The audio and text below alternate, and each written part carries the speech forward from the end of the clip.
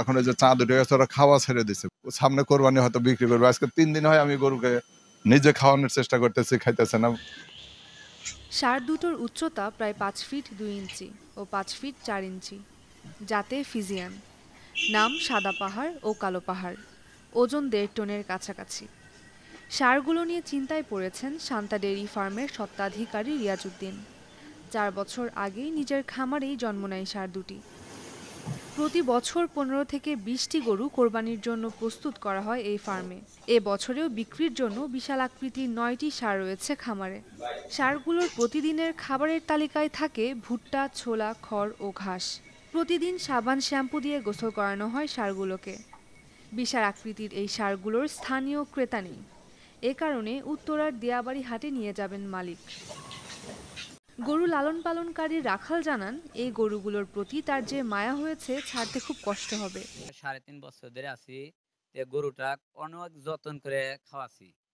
গরুটা আমার খুব মায়া মহব্বত হয়েছে। আমার দেখলি পারে গরুটা খুব করে, কোনো গুতাগুতি করে না, খুব সভ্য। সেই জন্যে আমি গরুটা খুব অতি যত্ন করে ভালোবাসছি। সেই জন্য গরুগুনা খাওয়াছি। আর গরুটা খেতে দিছি, কোনো ফিড দিতে পারি নাই। কোনো ফিড না দিয়ে ঘাস, কাঁচা ঘাস, খের আর আপনার ভুট্টা, ভুসি আর ফেসারি ভুসি, গুঁড়া এই দিয়ে মিশাল করে আমরা খাওয়াই। আমরা কোনো ফিড খাওয়াই না। খামার মালিক রিয়াজউদ্দিন বলেন, এখন তো ভুট্টা, গম, ভুসি প্রতিটি গোখাদ্যের দাম বেশি। এখন যে কস্টিং যা হয়, যেমন প্রত্যেকটা জিনিসের দাম বেশি, ভুট্টা, গম, গোখাদ্যের দাম বেশি। সেই হিসাবে যারা খামারি তারা খুব একটা লাভ করতে পারবে সেটা মনে করি না। ওর পুরা ওর শরীরটাই লালচে, সাদা লালচে, যার এবং পাহাড়ের মতো ওর দেখতে, যার কারণে ওর নাম রাখছে সাদা পাহাড়। ওই পাশে আছে যেটা কালা পাহাড়, সেটা ওই কালো, প্রায় কাছাকাছি এদের ওজন।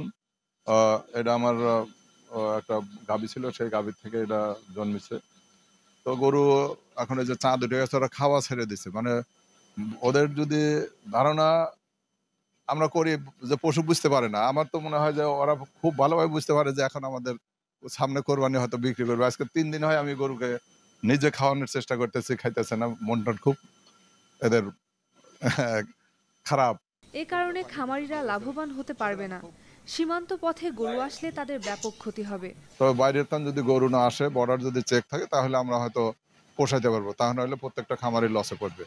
আমি সরকারের প্রতি আহ্বান রাখবো বাইরে থেকে গরু আমদানি না নিরুৎসাহিত করার জন্য, আর বর্ডার ক্রস করে যাতে ভারতীয় গরু প্রবেশ করতে না পারে সে ব্যাপারে ব্যবস্থা নেওয়ার জন্য। নিউজ ডেস্ক, বান্ন টিভি।